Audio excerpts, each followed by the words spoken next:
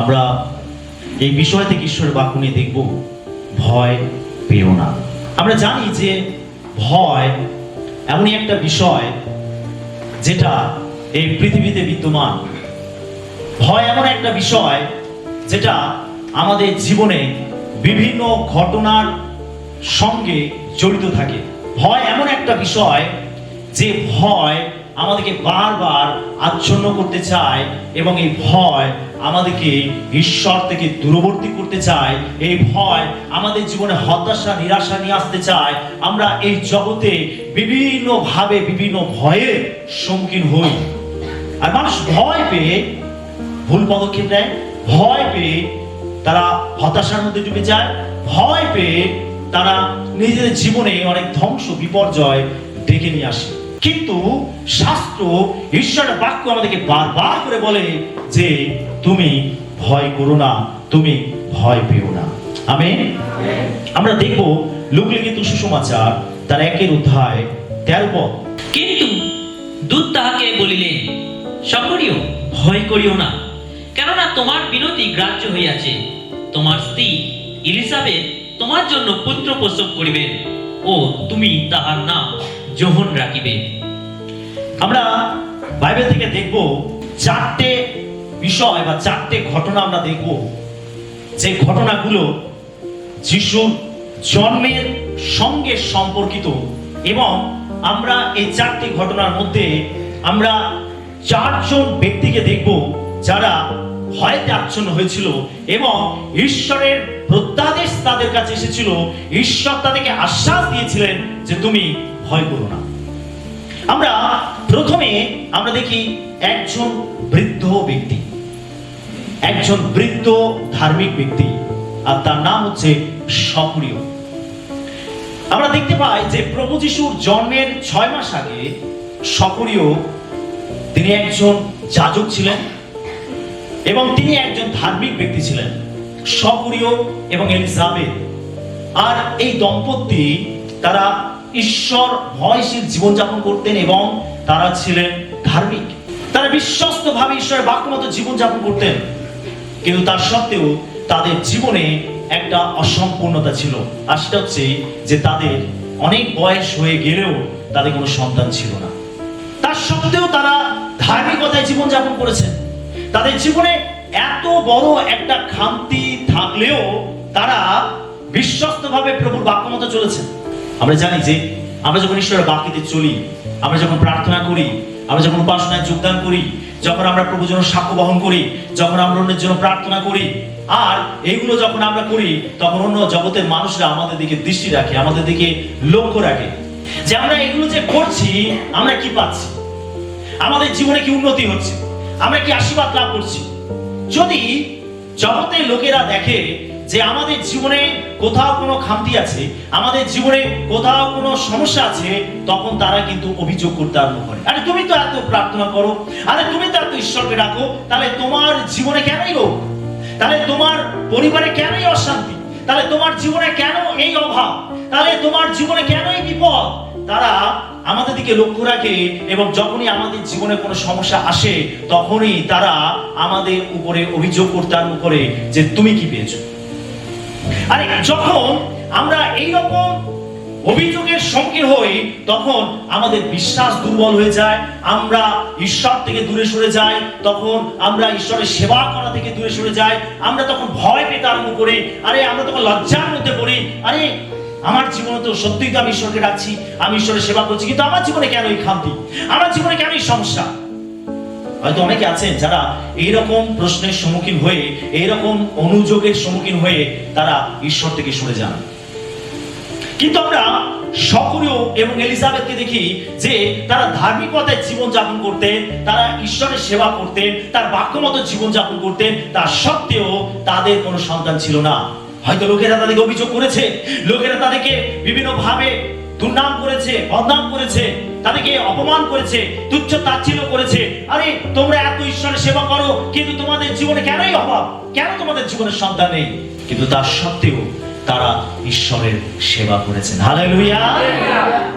আপনি যে একজন ধার্মিক ব্যক্তি, আপনি যে একজন ঈশ্বরের সন্তান, তখনই এটা প্রমাণিত হবে যখন আপনার জীবনে সংকট সমস্যা থাকা সত্ত্বেও আপনি প্রভুর বাক্যে দিয়ে চলবেন। আমেন।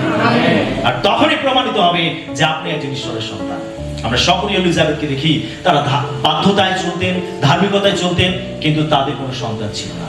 কিন্তু একটা সময় যখন তার পালা পড়লো ঈশ্বরের বেদির সামনে গিয়ে ধূপ জ্বালানো, ঈশ্বরের আরাধনা করার, যখন তার সেই পালা পড়লো, আর সকলেও তার পালা অনুযায়ী যখন তিনি ঈশ্বরের বেদির সামনে গেলেন ধূপ জ্বালাতে, ঈশ্বরের আরাধনা করতে, আর সেই দিনে স্বর্গের দূত তার কাছে নেমে আসলো।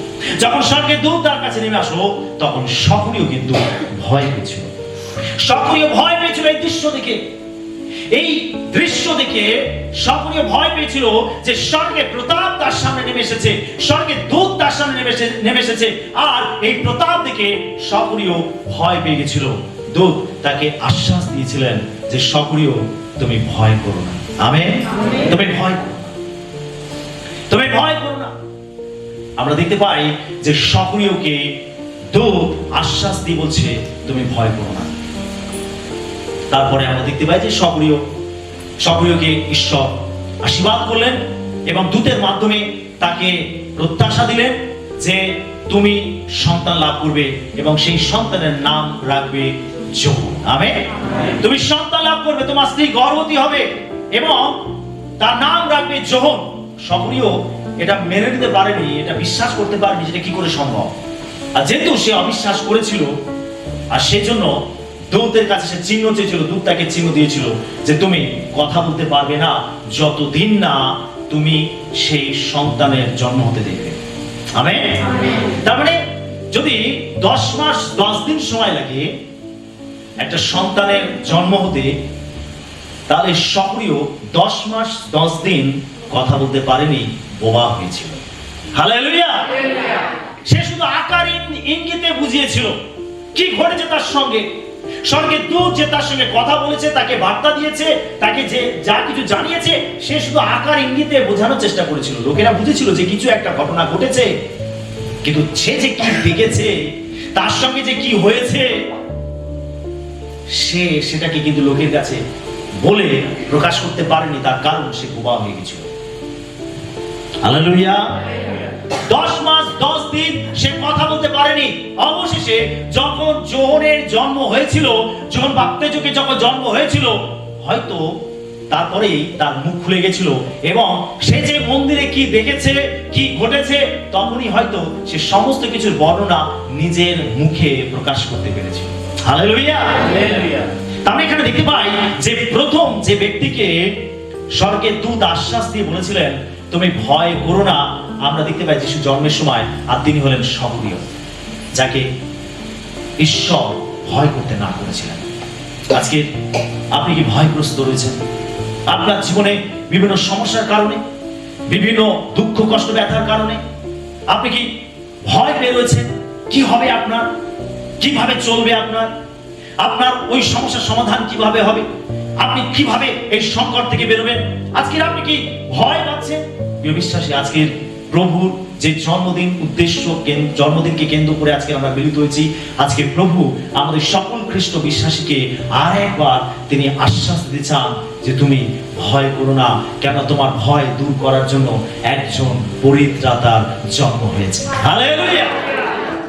আমাদের প্রত্যেকের জীবনের ভয় দূর করার জন্য ঈশ্বর তার পুত্রকে দান করেছেন।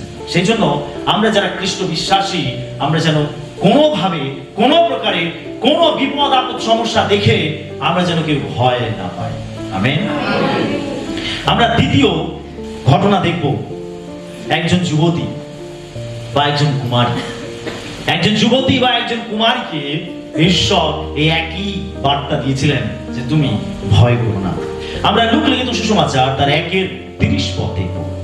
দূত তাহাকে কহিলেন, মরিয়ম, ভয় করিও না, কেননা তুমি ঈশ্বরের নিকটে অনুগ্রহ পাইয়াছ। আমরা এখানে দেখতে পাই একজন যুবতী, একজন কুমারী, মরিয়ম। তার নাম হলো মরিয়ম, যিশুর জন্মদাতা মা মরিয়ম। এই মরিয়মের ভূমিকা অনেক বড়। যিশু যাতে পৃথিবীতে আসেন, যাতে আমার আপনার পরিত্রাতা পৃথিবীতে জন্মগ্রহণ করতে পারেন, এই কাজ করার জন্য বা যিশুকে এই পৃথিবীতে আসবার জন্য যে দরজা ঈশ্বর ব্যবহার করেছিলেন, আর তিনি হলেন কুমারী মরিয়ম। এই কুমারী মরিয়মের গর্ভে প্রভু যিশু জন্মগ্রহণ করেছিলেন এবং তিনি মানুষ রূপে এই পৃথিবীতে এসেছিলেন। একটি শিশুর ন্যায় তিনি এই জগতে তাদের কোলে এসেছিলেন, আর তারাই যিশুকে বড় করেছিলেন যাতে তিনি আমার আপনার পরিত্রাণ, আমার আপনার উদ্ধার কার্যকে সম্পন্ন করতে পারেন। যখন মরিয়ম, তার বিয়ে হয়নি, সেই কুমারী যুবতী, আর এইরকম একটা সময় গাব্রিয়েল দূত মরিয়মকে দর্শন দিলেন। যখন মরিয়ম দূতের দর্শন পেল, একইভাবে যেভাবে শহরীয় যাজক তিনি ভয় পেয়েছিলেন স্বর্গের প্রতাপ দেখে, একইভাবে মরিয়মও এই প্রতাপ দেখে ভয় পেয়ে গেছিল। স্বাভাবিক, স্বর্গের যে প্রতাপ যদি আমাদের সামনে দৃশ্যমান হয়, আমরা প্রত্যেকেই সেই তেজ, সেই প্রতাপের সামনে আমরা দাঁড়াতে পারবো না, কারণ আমরা পাপী মানুষ। কিন্তু গাব্রিয়েল দূত, যিনি বার্তাবাহী দূত, তিনি ঈশ্বরের মহিমার মধ্যে তিনি দাঁড়িয়ে থাকেন, ঈশ্বরের মহিমাকে তারা বহন করেন। আর তাই এই পৃথিবীর মধ্যে যদি এই স্বর্গীয় মহিমা প্রকাশিত হয়, স্বর্গীয় প্রতাপ প্রকাশিত হয়, আমাদের সামনে দীপ্যমান হয়, আমরা প্রত্যেকে ঘাবড়ে যাব, আমরা প্রত্যেকে ভয় পাবো। এটি স্বাভাবিক। মরিয়ম তিনি একজন ধার্মিক মহিলা ছিলেন, তিনিও ঈশ্বর ভীরু মহিলা ছিলেন, তিনি ঈশ্বরকে ভালোবাসতেন, তিনি তার বাধ্যতায় জীবনযাপন করতেন, আর সেই জন্য ঈশ্বর তাকে বেঁচেছিলেন। সমস্ত নারী কুলের মধ্যে ঈশ্বর তাকে বেঁচেছিলেন, তার পুত্র প্রভু শ্রীকৃষ্ণকে এই পৃথিবীতে পাঠানোর জন্য এই মরিয়মকে তিনি বেঁচেছিলেন। সেই জন্য তিনি একজন বিশেষ মহিলা ছিলেন, বিশেষ যুবতী ছিলেন, বিশেষ নারী ছিলেন। ঈশ্বর তাকে বাছাই করেছিলেন। যখন দূত তার সামনে এসে দাঁড়ালো, তখন মরিয়ম ভয় পেয়ে গেল, আর দূত তাকে একইভাবে প্রত্যাশা দিয়ে বলছে, মরিয়ম তুমি ভয় করো না, তার কারণ তুমি ঈশ্বরের কাছে অনুগ্রহ পেয়েছো। Hallelujah, hallelujah. আমরা দেখতে পাই তারপরে মরিয়মের সঙ্গে দূতের বিভিন্ন কথাবার্তা চলতে থাকে। দূত একের পর এক বার্তা তাকে দিতে থাকে, মরিয়মকে জানাতে থাকে ঈশ্বর যা কিছু পরিকল্পনা করেছেন, ঈশ্বর যা কিছু ভেবেছেন, তিনি কিভাবে কাজ করতে চলেছেন, কিভাবে তার পুত্রকে পৃথিবীতে পাঠাতে চলেছেন, কিভাবে তিনি সেই পরিকল্পনাকে বাস্তবায়িত করতে চলেছেন, যে পরিকল্পনা তিনি যুগ যুগ ধরে করেছেন মানব জাতির পরিত্রাণের জন্য। সমস্ত বৃত্তান্ত দূত মরিয়মকে জানালো যে তুমি গর্ভবতী হবে, আর তুমি একটি পুত্র সন্তানকে জন্ম দেবে, আর তার নাম রাখা হবে যিশু, তিনি হবেন ঈশ্বরের পুত্র। হালেলুয়া। মরিয়ম যখন এই সমস্ত কথা শুনছিল, সে অবাক হয়েছিল, আরে আমার তো বিয়ে হয়নি, আর আমি কিভাবে সেই সন্তানকে জন্ম দেব? একটা স্বাভাবিক নিয়ম পৃথিবীতে যে স্বামী স্ত্রী তাদের শারীরিক সম্পর্কে দ্বারাই একটি সন্তান এই পৃথিবীতে জন্মগ্রহণ করতে পারে। ঈশ্বর একেবারে শুরুতে মানব জাতিকে তিনি সৃষ্টি করে তিনি আশীর্বাদ করেছিলেন যাতে তারা বংশ উৎপন্ন করতে পারে। কিন্তু মরিয়ম এই প্রশ্ন তার মধ্যে আলোড়ন করতে লাগলো যে এটা কিভাবে সম্ভব, আমার তো বিয়ে হয়নি, তাহলে কি করে আমি সেই সন্তানের জন্ম দেব? তখন দূত তাকে বলছে, পবিত্র আত্মা তোমার উপরে আসবে এবং পবিত্র আত্মার শক্তিতে সেই সন্তানের জন্ম হবে। Hallelujah, hallelujah. তারপরে আমরা দেখতে পাই যে মরিয়ম বিভিন্ন মনের আন্দোলন চলছিল, বিভিন্ন তার মধ্যে প্রশ্ন চলছিল, বিভিন্ন চিন্তা ভাবনা চলছিল। অবশেষে মরিয়ম নিজেকে ঈশ্বরের কাছে সমর্পণ করলেন এবং তিনি বললেন, আমি প্রভুর দাসী, আর আপনি যা কিছু বললেন সবকিছু আমার জীবনে ঘটুক। হালেলুয়া। অবশেষে মরিয়ম তিনি ঈশ্বরের কাছে নিজেকে সমর্পণ করলেন এবং তিনি বললেন যে আমি প্রভুর দাসী এবং আপনার বাক্য অনুসারে আমার প্রতি ঘটুক। একজন ঈশ্বরের লোক হিসাবে, একজন বিশ্বাসী সন্তান হিসাবে আমরা যেন সর্বদা মরিয়মের মতো আমরা ঈশ্বরের ইচ্ছার কাছে নিজেদেরকে সমর্পণ করি। আমেন। যদি না আমরা নিজেদেরকে সম্পূর্ণ সমর্পণ করি, আমরা কখনো ঈশ্বরের পরিকল্পনা যা কিছু তিনি আমাদের জীবনকে ঘিরে করে থাকেন, আমরা কখনো সেগুলো বাস্তবে রূপ দিতে পারবো না। আমেন। ঈশ্বর পরিকল্পনা করেছিলেন, ঈশ্বর মরিয়মকে বেঁচেছিলেন। যদি মরিয়ম ঈশ্বরের কাছে নিজেকে সম্পূর্ণ সমর্পণ না করতেন, তাহলে ঈশ্বরের যুগ যুগ ধরে করা এই পরিকল্পনা কখনো তিনি বাস্তবায়িত করতে পারতেন না। আমেন। অবশেষে মরিয়ম নিজেকে সমর্পণ করেছিলেন, ঈশ্বরের ইচ্ছার কাছে নিজেকে সঁপে দিয়েছিলেন এবং ঈশ্বর তিনি তার পরিকল্পনাকে বাস্তবায়িত করেছিলেন। তো আমরা এখানে দেখতে পাই যে একইভাবে মরিয়মের ভয়কে দূর করার জন্য দূত তাকে প্রত্যাশা দিয়েছিল যে মরিয়ম তুমি ভয় করো না, যা কিছু তোমার জীবনে ঘটবে তুমি ভয় করো না, কেননা ঈশ্বর তোমার সঙ্গে সঙ্গে থাকবে। হালেলুয়া। প্রিয় বিশ্বাসী, ঈশ্বর যা কিছু আমাদের জীবনে পরিকল্পনা করেন তিনি সবকিছু তার মহিমার জন্য করেন, তার গৌরবের জন্য করেন। আর যখন আমরা সেই পরিকল্পনাগুলোকে বাস্তবায়িত হতে আমরা ঈশ্বরকে সহযোগিতা করি, তখন তার দ্বারা আমরাও আশীর্বাদ যুক্ত হই। আর তাই আমরা যেন সর্বদা ঈশ্বরের কাছে নিজেদেরকে সমর্পণ করি এবং সর্বদা যেন আমরা তার উপরে আস্থা রাখি, যেন আমরা ভয় না করি। হালেলুয়া। যাই ঘটুক আপনার জীবনে, আপনি ঈশ্বরের ইচ্ছার কাছে নিজেকে সর্বদা সমর্পিত রাখুন, দেখবেন যে আপনার ভয় আপনার জীবন থেকে চলে যাবে এবং ঈশ্বর আপনার জীবনে তার মহিমাকে প্রকাশ করবেন। 3 নম্বর ঘটনা আমরা দেখব একজন হতাশ যুবক, আর তিনি হলেন যোসেফ। আমরা মথি তার 1:20 পদ দেখি। তিনি এই সকল ভাবিতেছেন, এমন সময় দেখো প্রভুর এক দূত স্বপ্নে তাহাকে দর্শন দিয়া কহিলেন, যোসেফ, দাউদ সন্তান, তোমার স্ত্রী মরিয়মকে গ্রহণ করিতে ভয় করিও না, কেননা তাহার গর্ভে যাহা জন্মিয়াছে তাহা পবিত্র আত্মা হইতে হইয়াছে, আর তিনি পুত্র প্রসব করিবেন। 21 পদ পড়ি। এবং তুমি তাহার নাম যিশু, ত্রাণকর্তা রাখিবে, কারণ তিনি আপন প্রজাদিগকে তাহাদের পাপ হইতে ত্রাণ করিবেন। আমেন। আমরা এখানে দেখতে পাই একজন যুবক যার নাম হলো যোসেফ। আর এই যোসেফ দাউদের কুলজাত ছিলেন, আর ঈশ্বরের ভাববাণী ছিল যে দাউদ কুলে ত্রাণকর্তা মসিহের জন্ম হবে। যখন মরিয়মকে দূত দর্শন দিয়েছে এবং তাকে জানিয়েছে যে সে গর্ভবতী হবে, কুমারী অবস্থায় কোন পুরুষের বীজ ছাড়া তিনি গর্ভবতী হবেন, আর সেই ভাববাণী পূর্ণ হলো। কুমারী মরিয়ম তিনি কুমারী অবস্থায়, যুবতী অবস্থায় তিনি গর্ভে সন্তান ধারণ করলেন, অর্থাৎ যিশু। আমরা দেখতে পাই যে যিশু তিনি মরিয়মের গর্ভে তিনি আস্তে আস্তে তিনি বৃদ্ধি পেতে থাকলেন। আর মরিয়ম কতদিন এটাকে গোপনে রাখবে, কতদিন এটাকে লুকিয়ে রাখবে? অবশেষে হয়তো এটা জানাজানি হয়েছিল। আর আমরা ঘটনা দেখে জানতে পারি, বাইবেলে যে ঘটনা আমরা সেটা দেখে জানতে পারি যে মরিয়ম এবং যোসেফের বাগদান হয়ে গেছিল, সবকিছু ঠিকঠাক হয়েছিল যে তাদের সময় হলে বিয়ে হবে, সামাজিক ভাবে বিয়ে হবে, জিহুদি রীতি অনুযায়ী তাদের সমাজের মধ্যে বিবাহ হবে, তারা একে অন্যকে স্বামী স্ত্রী হিসাবে তারা গ্রহণ করবে, স্বীকৃতি দেবে। সেই দিনের অপেক্ষায় হয়তো যোসেফ ছিল, স্বপ্ন ছিল, কত কিছু আশা আকাঙ্ক্ষা ছিল, যেভাবে প্রত্যেকটা ছেলে মেয়ের থাকে, প্রত্যেকটা যুবক যুবতী থাকে, একটা সময় পরে তারাও চিন্তা করতে থাকে। আর যদি তাদের দেখাশোনা হয়ে যায়, যদি তাদের বিয়ে ঠিক হয়ে যায়, তো তারা কত কিছু স্বপ্ন দেখে থাকে। হয়তো যোসেফও এরকম কত স্বপ্ন দেখেছিল, কিন্তু সেই সমস্ত স্বপ্ন নিমেষের মধ্যেই যেন শেষ হয়ে গেছিল।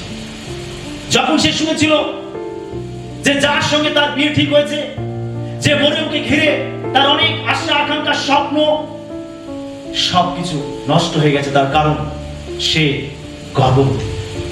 একজন যুবকের কাছে এইরকম যুবতীকে, এইরকম স্ত্রীলোককে স্ত্রী রূপে স্বীকার করা অনেক কঠিন ব্যাপার, অনেক কঠিন ব্যাপার। যোসেফের মধ্যে নানা রকম প্রশ্ন ছিল। তাহলে কি সে পাপিষ্টা? তাহলে সে কি ব্যভিচারিণী? তাহলে সে কি কোনো অন্য পুরুষের প্রতি আসক্ত রয়েছে? বিভিন্ন স্বপ্ন। সে কি আমাকে প্রতারণা করেছে? সে কি আমাকে ঠকিয়েছে? আমাদের তো বাগদান হয়ে গেছিল, আমাদের তো বিয়ে ঠিক হয়ে গেছিল, কিন্তু কি হলো? সে আমাকে কি ঠকালো? সে কি আমাকে প্রতারণা করলো? আমার সঙ্গে বিশ্বাসঘাতকতা করলো?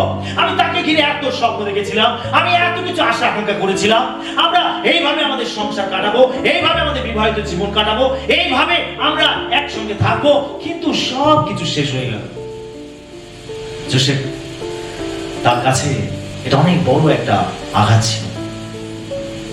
বিভিন্ন প্রশ্ন তার মধ্যে ঘুরতে লাগলো। এই সকল ভাবতে ভাবতে যখন জোসেফ হতাশ নিরাশ, যখন সে ঘুমিয়ে পড়েছে, তখন গাব্রিয়েল দূত জোসেফের কাছে প্রকাশ করল।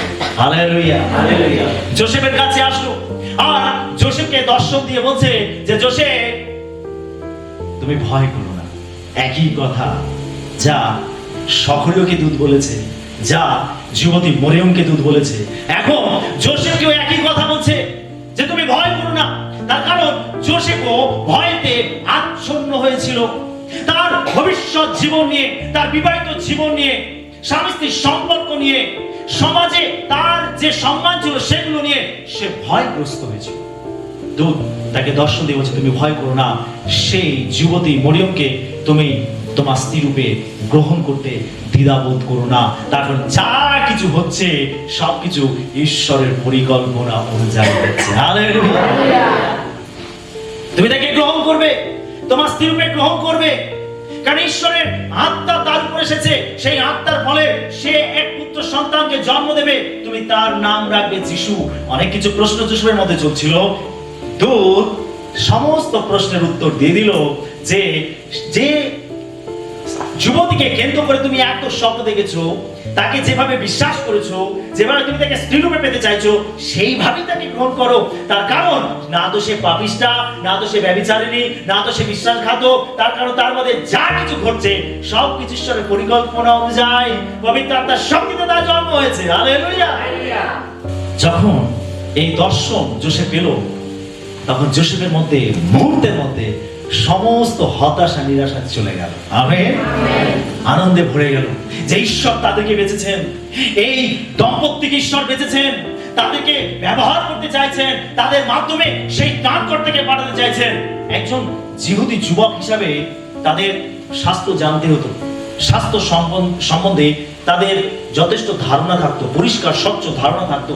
তার কারণ তিনি একজন ধার্মিক ব্যক্তি ছিলেন। জোসেফ একজন ধার্মিক ব্যক্তি ছিলেন, আর যেহেতু তিনি ধার্মিক ব্যক্তি ছিলেন সেজন্য শাস্ত্র সম্বন্ধে তার যথেষ্ট জ্ঞানও ছিল, নলেজও ছিল। আর হয়তো জোসেফ এটা জেনে থাকবে যে একজন মসিহের কথা ভবিষ্যতে আগে থেকে উল্লেখ করা হয়েছে যে ভবিষ্যতে তার জন্ম হবে, এটা জানতো। আর সেই জন্য এটা জোসেফের কাছে অনেক বড় আনন্দের বিষয় ছিল যে ঈশ্বর তার পুত্র প্রভু যীশু খ্রিস্টকে এই পৃথিবীতে পাঠানোর জন্য তাদেরকে বেছে নিয়েছেন। হালেলুয়া। তাকে জন্ম না দিলেও এই জাগতিক পিতা রূপে পরিচয় দেবার এক মহান সুযোগ জোসেফ লাভ করেছিল। হালেলুয়া। যদি আমরা মথির প্রথম অধ্যায়টা আমরা পাঠ করি, বংশ তালিকা যদি আমরা পাঠ করি, আমরা সেখানে দেখতে পাই সেখানে জোসেফের পুত্র যিশু এটা কিন্তু উল্লেখ করা নেই। আমেন। ওখানে 14 পুরুষের কথা লেখা আছে, পুত্র এ পুত্র এ পুত্র এ পুত্র এ, কিন্তু যখন যিশুর কাছে এসেছে তখন ওখানে কিন্তু জোসেফের পুত্র যিশু এটা উল্লেখ করা নেই। মানে বাইবেল এত নিখুঁত ভাবে লেখা হয়েছে যে আমরা কল্পনা করতে পারি না। একটু জোরে করতালি দেই জন্য, যিনি তার লোকেদেরকে ব্যবহার করেছিলেন বাইবেল লেখার জন্য। কত সূক্ষ্ম জ্ঞান, কত সূক্ষ্ম নলেজ ঈশ্বর তাদেরকে দিয়েছিলেন। হালেলুয়া। সত্যি আমরা অবাক হয়ে যাই। আমেন। আমরা একটু বংশ তালিকাটা দেখি। আমি পাঠ করছি এক অধ্যায় 1 পদ থেকে। যীশু খ্রিস্টের বংশাবলী পত্র। তিনি দাউদের সন্তান, আব্রাহামের সন্তান, আব্রাহামের পুত্র ইসহাক, ইসহাকের পুত্র যাকব, যাকবের পুত্র জিহুদা ও তাহার ভাতৃগণ, জিহুদার পুত্র পেরস ও সেরহ, তামরের গর্ভজাত, পেরসের পুত্র হিজরন, হিজরনের পুত্র রাম, রামের পুত্র অমিনাদব, অমিনাদবের পুত্র নহশন, নহশনের পুত্র সলমন, সলমনের পুত্র বয়স, রাহবের গর্ভজাত, বয়সের পুত্র ওবেদ, রুতের গর্ভজাত, ওবেদের পুত্র যিশয়, যিশয়ের পুত্র দাউদ রাজা, দাউদের পুত্র সলোমন, উরিয়ের বিধবার গর্ভজাত, সলোমনের পুত্র রহবিয়াম, রহবিয়ামের পুত্র অবিয়, অবিয়ের পুত্র আশা, আশার পুত্র জিওশাফট, জিওশাফের পুত্র জোরাম, জোরামের পুত্র উশিয়, উশিয়ের পুত্র যোথম, যোথমের পুত্র আহোস, আহোসের পুত্র হিজকিয়, হিজকিয়ের পুত্র মনসি, মনসির পুত্র আমন, আমনের পুত্র যোশিয়, যোশিয়ের সন্তান জিকনিয় ও তাহার ভাতৃগণ বাবিলে নির্বাসনকালে জাত।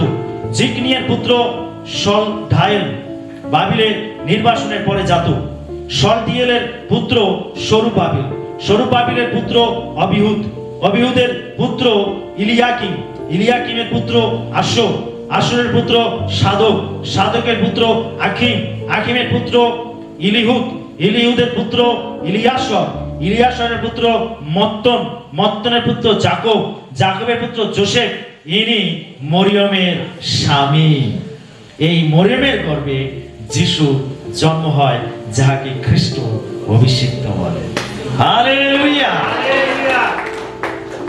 কিভাবে এই জায়গাটাকে দেখুন, পুত্র পুত্র পুত্র এ পুত্র এ পুত্র এ পুত্র, এইভাবে বলতে বলতে বলতে দেখুন, জাকবের পুত্র যোসেফ ইনি মরিয়মের স্বামী, ইনি যিশুর পিতা।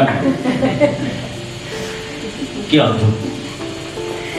ঈশ্বরের গৌরব। ঈশ্বর কাকে কখন কিভাবে ব্যবহার করবেন আমরা কেউ জানি না। ঈশ্বর যোসেফকে ব্যবহার করেছিলেন। তিনি ভয় পেয়েছিলেন, তার জীবনে এমন ভয় গ্রাস করেছিল যে তিনি হতাশ হয়ে পড়েছিলেন। দূত তার ভয়কে দূর করেছিলেন। ঈশ্বর যোসেফের ভয়কে তিনি দূর করেছিলেন। প্রিয় বিশ্বাসী, একইভাবে যদি আজকের আপনি হতাশ হয়ে থাকেন, বিভিন্ন পরিস্থিতির চাপে যদি আজকের আপনি হতাশ হয়ে থাকেন, ঈশ্বর একইভাবে আমাদেরকে প্রত্যাশা দিচ্ছেন। ঈশ্বর একইভাবে আমাদেরকে প্রত্যাশা দিচ্ছেন, তুমি ভয় করো না। Amen, hallelujah, hallelujah. আমরা চতুর্থ ঘটনা দেখব, লূক লিখিত সুসমাচার তার 2:10। দূত তখন তাহাদিগকে কহিলেন, ভয় করিও না, কেননা দেখো আমি তোমাদিগকে মহান আনন্দে সুসমাচার জানাইতেছি, সেই আনন্দ সমুদয় লোকেরই হইবে। আমেন। আমরা এখানে কিছু দাসদেরকে দেখতে পাই, যারা ছিলেন রাখাল, যারা প্রান্তরে মেষ পাহারা দিত। এই রাখালদেরকে অনেক মনিব ছিল যারা ভাড়া করে রাখত, অর্থ দিয়ে তারা তাদের মেষগুলোকে দেখাশোনা করার দায়িত্ব দিত। এই রাখালেরা তারা প্রান্তরের মধ্যে থাকতো এবং মনিবদের মেষপাল তারা পাহারা দিত। আর এই রাখালরা ছিল খুবই সমাজের মধ্যে খুবই, তাদেরকে নিম্ন চোখে দেখা হতো, নিম্ন শ্রেণীতে রাখা হতো। তারা অবহেলিত ছিল, তাদেরকে লোকেরা অত গ্রাহ্য করতো না, অতটা মূল্য দিত না।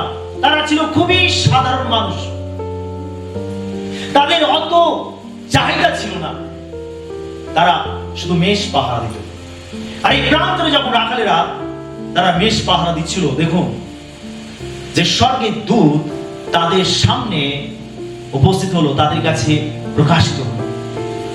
রাখালরা তারা প্রান্তরে থাকতো, তারা সূর্যের আলো দেখেছে। যখন তারা রাত্রেবেলা মেষ পাহারা দিত, তখন তারা রাতের চাঁদ দেখেছে, চাঁদের আলো দেখেছে, জ্যোৎস্নার আলো দেখেছে। কিন্তু যখন দূত তাদের সামনে এসে দাঁড়ালো, এই যে প্রতাপ, এই যে আলো চারদিকে ছড়িয়ে পড়েছে, আর এটা দেখে, এই দৃশ্য দেখে রাখালরাও ভয় পেয়ে গেছিল। আর দূত তাদেরকেও একই বার্তা দিচ্ছে যে তোমরা ভয় করো না, তার কারণ তোমাদেরকে এক মহা আনন্দের সুসমাচার জানাতে এসেছি। Hallelujah, hallelujah.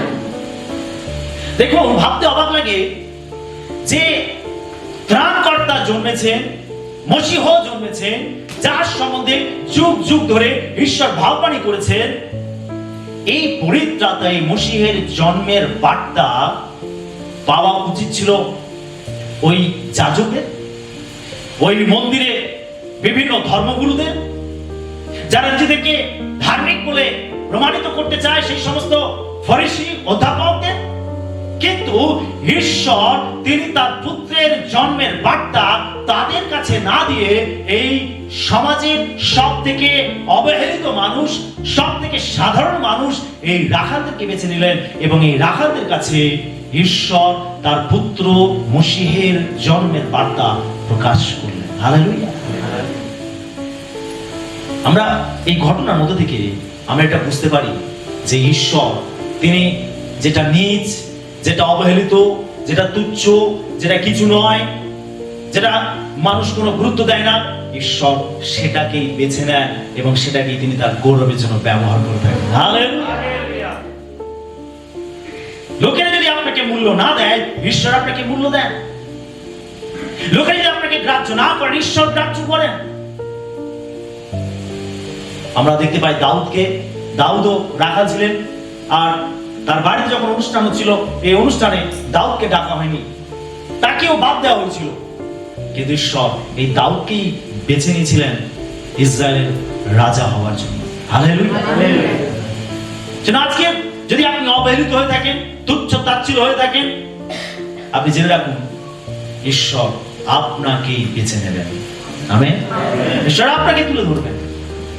আমরা এখানে দেখতে পাই যে এই রাখালদেরকে ঈশ্বর বেছে নিয়েছিলেন, আর এই রাখালদের কাছেই এই বার্তা ঈশ্বর জানিয়েছিলেন যে একজন রাজা জন্মেছেন, একজন ত্রাণকর্তা জন্মেছেন, যাও তাকে গিয়ে তোমরা দর্শন লাভ করো। আর এই রাখালেরা দূতেদের বার্তা শুনে তারা গেছিল এবং তারা গিয়ে সেই শিশু যিশুকে তারা দেখেছিল এবং তারা তাকে প্রণাম জানিয়েছিল। হালেলুয়া। আমরা এখানে দেখতে পাই যে এই রাখালেরাও ভয় পেয়েছিল এবং দূত তাদেরও ভয় দূর করে তাদেরকে প্রত্যাশা দিয়েছিল যে তোমরা ভয় করো না। এক আনন্দের সংবাদ তোমাদেরকে জানাতে এসেছি। কি সেই সংবাদ? অদ্য দাউদের নগরে তোমাদের জন্য ত্রাণকর্তা জন্মিয়াছেন, তিনি খ্রিস্ট প্রভু। হালেলুয়া। শুনে রাখো পৃথিবীর মানুষ, তোমার উদ্ধারের জন্য একজন ত্রাণকর্তা জন্মেছেন, তিনি খ্রিস্ট প্রভু। হালেলুয়া। পৃথিবীর প্রত্যেকটা মানুষের জন্য ঈশ্বর এই ত্রাণকর্তাকে পাঠিয়েছেন, তিনি হলেন খ্রিস্ট প্রভু। আর কোন ত্রাণকর্তা নেই, আর কোন উদ্ধারকর্তা নেই, আর কোন পরিত্রাতা নেই, একমাত্র খ্রিস্ট প্রভু, যিনি মানব জাতিকে উদ্ধার করতে পৃথিবীতে এসেছিলেন। আর এটা হচ্ছে আমাদের কাছে সব থেকে বড় সুসংবাদ। এটা হচ্ছে ক্রিসমাসের সব থেকে বড় সংবাদ যে আমাদের উদ্ধারের জন্য একজন ত্রাণকর্তা জন্মেছেন, তিনি হলেন খ্রিস্ট প্রভু। হালেলুয়া। এটা হচ্ছে ক্রিসমাসের সব থেকে বড় আনন্দের বার্তা যে পৃথিবীর মানুষের পরিত্রাণের জন্য একজন ত্রাণকর্তা জন্মেছেন, তিনি হলেন প্রভু যীশু খ্রিস্ট। আর এই সংবাদই আমাদের অন্যের কাছে তুলে ধরা প্রয়োজন, অন্যের কাছে এটাকে ব্যক্ত করা প্রয়োজন, যেন এই সংবাদ শুধু আমরা নিজেদের মধ্যে না রাখি, কিন্তু যেন অন্যের কাছে আমরা তুলে ধরতে পারি। আমেন। সেজন্য প্রিয় বিশ্বাসী, প্রিয় মণ্ডলী, ঈশ্বর চান না যে আমরা ভয়েতে হতাশ হয়ে যাই, নিরাশ হয়ে যাই, বিভিন্ন পরীক্ষা নিরীক্ষা, বিভিন্ন বাধা বিঘ্ন, বিভিন্ন চ্যালেঞ্জের মুখোমুখি হয়ে আমরা যেন ভয় না পাই, আমরা যেন থেমে না যাই, আমরা যেন হতাশ না হয়ে যাই, নিরাশ হয়ে না যাই। ঈশ্বর আমাদের প্রত্যেকে ভয়কে দূর করার জন্য তিনি বারবার আমাদেরকে সাহস জুগিয়ে থাকেন, প্রত্যাশা দিয়ে থাকেন, তুমি ভয় করো না। আমেন। তাই আজকে যদি আমরা কেউ ভয় পেয়ে থাকি, আজকে প্রভু আমাদের প্রত্যেককে তিনি প্রত্যাশা দিয়ে বলছেন, তুমি ভয় করো না, আমি তোমার সঙ্গে সঙ্গে আছি। আমেন। হালেলুয়া। হালেলুয়া। তার কারণ আমাদের জন্য একজন মশীহ আছেন, তিনি হলেন খ্রিস্ট প্রভু। তাই আমরা যেন ভয় না করি। তাই তার নাম ইম্মানুয়েল, আমাদের সহিত ঈশ্বর, তিনি আমাদের সঙ্গে আছেন। তাই আমরা ভয় পাবো না। যতই পরীক্ষা আসুক, চ্যালেঞ্জ আসুক, বিপদ আসুক, সমস্যা আসুক, আমাদের জন্য ত্রাণকর্তা রয়েছে, যিনি আমাদেরকে পরিত্রাণ করবেন, যিনি আমাদেরকে নিস্তার করবেন। এই জন্য খ্রিস্ট এই পৃথিবীতে এসেছেন আমাদের জীবনে প্রত্যেকটা ভয়কে দূর করার জন্য। আমেন। আমরা যেন ভয় না পাই, তার কারণ ইম্মানুয়েল আমাদের সঙ্গে রয়েছেন, আমাদের সহিত ঈশ্বর পরিত্রাতা মশীহ, তিনি আমাদের সঙ্গে রয়েছেন। তাই আমরা যেন ভয় না করি। আমেন। ঈশ্বর তার বাক্যে আমাদের সবাইকে